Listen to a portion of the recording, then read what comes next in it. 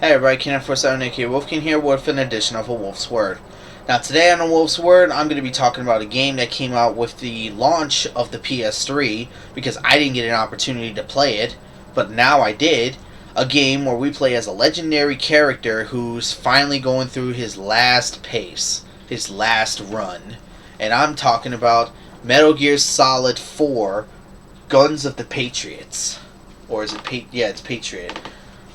So, I used to be a huge Metal Gear Solid fan. I played all the Metal Gear Solids, ranging from Metal Gear Solid to about Metal Gear Snake Eater. I never played Peace Walkers, which I might get the HD collection just to play it. But I decided, you know what, let's play this, because I did play Snake Eater on the PS2. And I did play the other MGSs, so I decided, you know what, let's get into this. So, what is the story about MGS 4? Metal Gear Solid 4, Guns of the Patriots. Of course, we all know you play as the character Solid Snake. I believe it's like 9 years, 5 years after the Big Shell incident or something like that, around that range. You know, where Metal Gear Solid 2 took place. Basically, the way war is fought has been changing over the years, which Snake has been around. For some reason, with Snake, he's been aging more. He's been aging faster than normal, and now he's like old. Like if you look at the picture, which makes it look like he's taking a massive dump. Looks like he's taking a dump. Like, oh, I didn't take a shot. But he looks like he's in his 70s and 80s or something like that. For some reason, he's rapidly aging, and he was told by his best friend Otacon that he might only have a year left to live because of this rapid aging. So he gets called on by Roy Campbell, you know, Colonel Campbell, which he's no longer a colonel, but you get called upon by Roy Campbell to do this one last mission because they finally found Liquid. If you remember from Metal Gear Solid, I think it was Metal Gear Solid 2, I believe, Liquid got controlled, I think, by Ocelot. I don't know if it was in MGS2 or something, I don't remember, but when Ocelot's arm got cut off, he had Liquid's arm put onto him, and Liquid's spirit somehow was still inside the arm. Don't ask me how to explain this, because I don't think I will be able to. There's just too much, like, zany information that I can't explain it. It's better if you play it. But I'll try to do it to the best of my abilities. But supposedly, Liquid Spirit was in the arm, and he took over Ocelot, turning him into Liquid Ocelot. See what they did there? But, okay, so you head to this place in South America where Liquid is supposedly there, and you dress up as one of the rebels to get into the front lines of PMC, which is, of course, if you know what PMC stands for, Private Military Contractors. So your job is to try to find Liquid and to finish the fight that you started against him. Stop him from causing a war. Which basically, you do run into some familiar faces in this game. I don't know if I should spoil them, but you do run into a couple of familiar faces in this game. One of them, of course, being Otacon, because he is your best friend and support in most of the games. He's been with you since MGS1. We get a run back with this girl, Meryl, who was in Metal Gear Solid 1.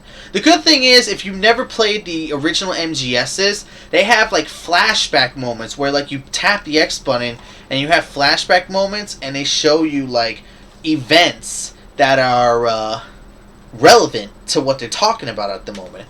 So even if you didn't play the other MGSs and you started playing this, you won't completely be left out of the dark. You'll be able to, like, you'll show, like, the X button, and you'll just start tapping X and seeing flashbacks, like, say, like, oh, we just ran back into Meryl again, and you just start pressing X, and you find out who she was, and you could pretty much guess what game she was from.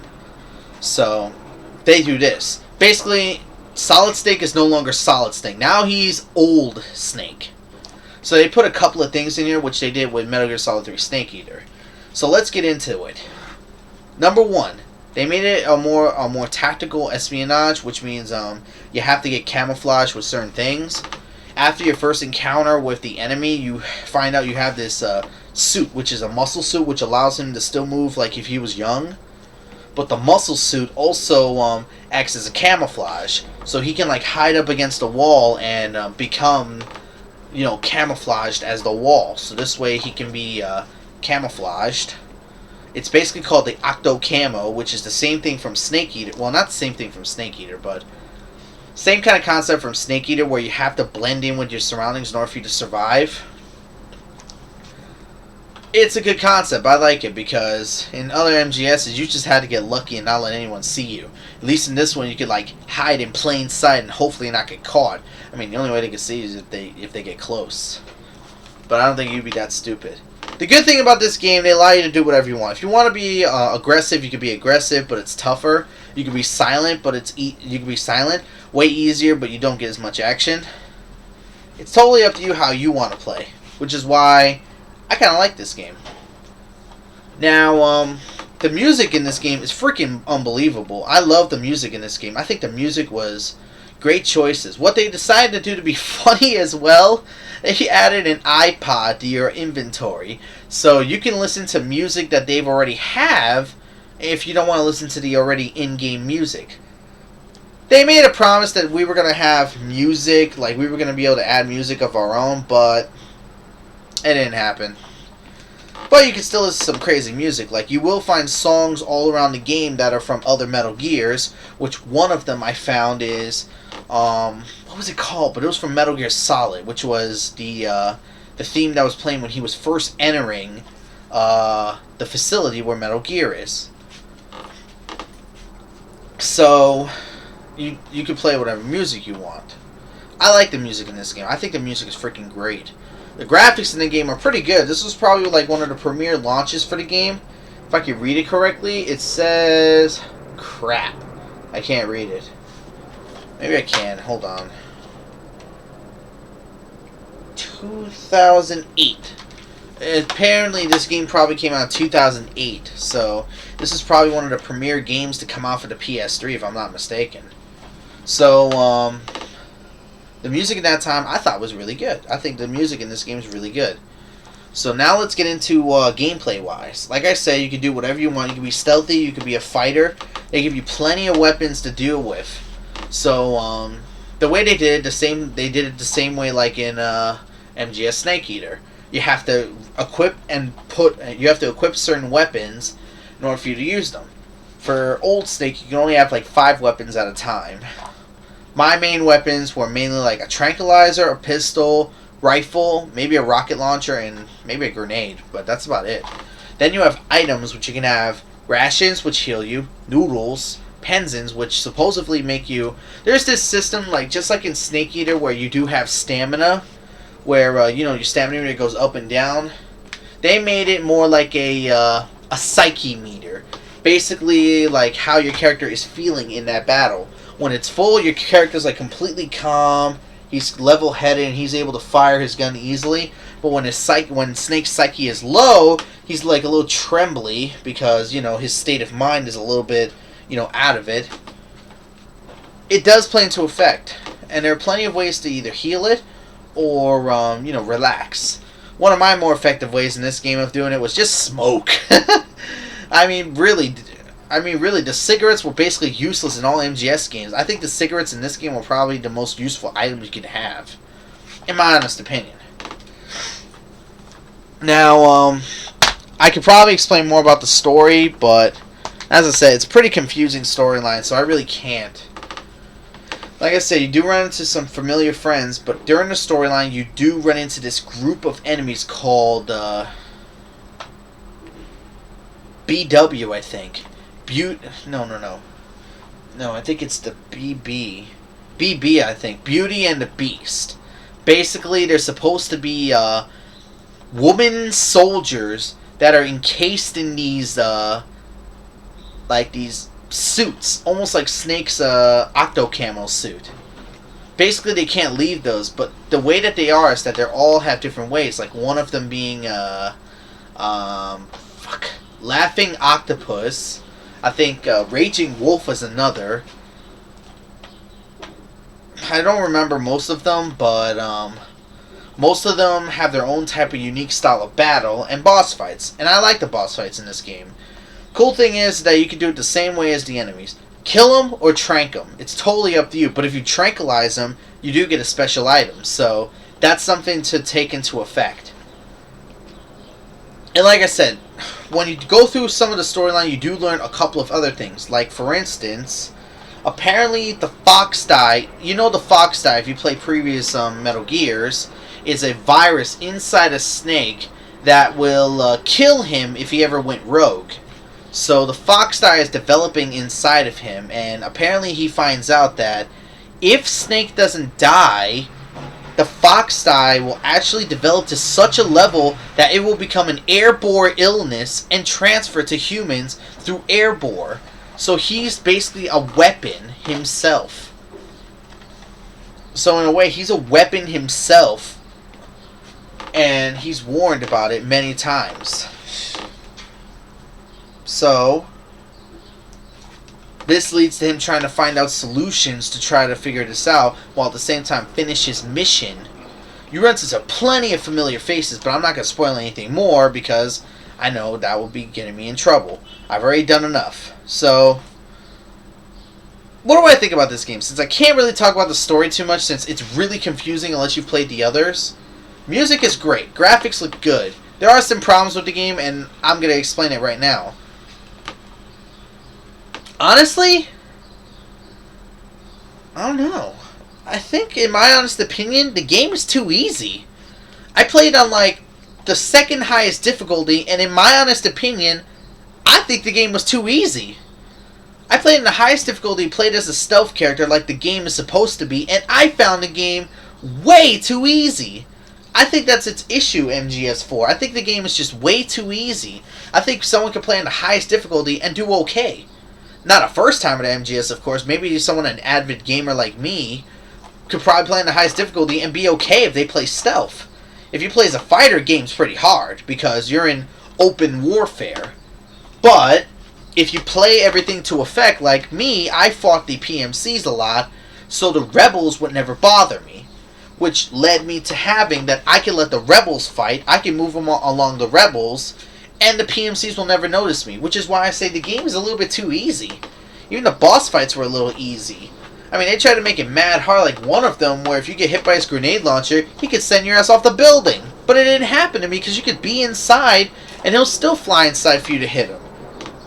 So the boss fights are too easy, the enemies are too easy. It's just, this game's just way too easy, and that's an issue. What else can I say about the game? Well, I don't know. It just doesn't revolutionize anything. It feels like we've done this before. And I'm pretty sure I made jokes about Splinter Cell and stuff like that, and I'm pretty sure you can guess true. Because one of the items he gets is the Solid Eye, which is basically like Sam Fisher's goggles. He can use that for night vision, he can use that to see enemies, and he can use that for, like, zooming in. So, feels like a Splinter Cell ripoff right there. And the open warfare just doesn't work for this game. It's supposed to be, quote-unquote, tactical espionage action. They get the action right, but the tactical espionage, not so much. Unless you're trying. Unless you're trying, you're not going to do well when sneaking. Trust me. So, and plus, the final boss, you know something? I think the final boss fight was pretty good. I'm not going to spoil it, but I think the final boss fight was pretty good. The final part of the game was really good. I really thought what was going to happen, happened. And listen to me, guys. Listen to me. If you buy this game and play it straight through the end, don't turn your game off after the credits. Watch straight through. You will find a surprising thing at the end of the credits. I'm not going to spoil what, but you will find something surprising at the end of the credits. So I advise you, sit through the credits and you will see something surprising. It doesn't give an indication there'll be another MGS, but it's something to think about. All in all, I think this game's pretty fun. I like this game a lot. It's not as great as other things. Like, there's supposed to be an online play, but I didn't get a chance to play it because they shut down already. Basically, it says, play online with up to 16 players in the ultimate squad-based tactical shooter Metal Gear Online. Apparently, the Metal Gear Online was probably one of the best online games of all time, but I never get an opportunity to play it because, well, I just got the game. So, unfortunately, I didn't get a chance to play it, and I can't really I gotta affect the score on that one. since I didn't get a chance. Overall, I like this game. I think it's a really fun and a way to end the Metal Gear Solid series for good. It's pretty confusing unless you've played the others. And the story takes a while. Like, there's these cutscenes that last almost an hour. It feels more like I'm watching a movie sometimes than playing a game. So that could be a bit of an issue for some people that have no patience. They're like, I don't want to sit through these cutscenes. I want to play the game. I don't want to sit through all this. So that could be a bit of an issue. I got to take all that into account. All in all, great game. I love this. I think Metal Gear Solid 4 is a great send-off to our hero, Solid Snake. Old Snake, if you want to call him. I think this was a great send-off for him. It's hard for me to score this game because the MGS Online I never got a chance to play, and a couple of the things I'm confused about. So, I don't know. I think this might be the only Wolf's Word I won't be able to rate. You know what? I can't rate it. I really can't. If I was to give it a score, I probably would give it an 8.5, but because I never played the online, I can't really give it a good score. I can't really give it a score. So all I could do is give a recommendation. So if you see this game at GameStop, it's only like I don't know, $10, $5. Pick it up for your PS3. I think you might have some fun with it. You can be aggressive, you can be sneaky. It's all up to what you want to do. So I can't score it, but I can recommend it. So definitely a recommendation if you want something for your PS3 that's real cheap. That was one of the launch titles if you never played it. So definitely a recommendation for that. I can't give it a score because I never played the MGS Online, so I can't. If I played MGS Online, I would have given it a score, but because I never got that opportunity, and I'm a little confused about it, so I can't give it a score. I just give it a recommendation. So, that'll be the end of it all. That was a Wolf's Word of MGS 4, Metal Gear Solid 4 Guns of the Patriots. No score, but a recommendation. So, until next time, this is Keen947 aka Wolfkeen. Catch you all later.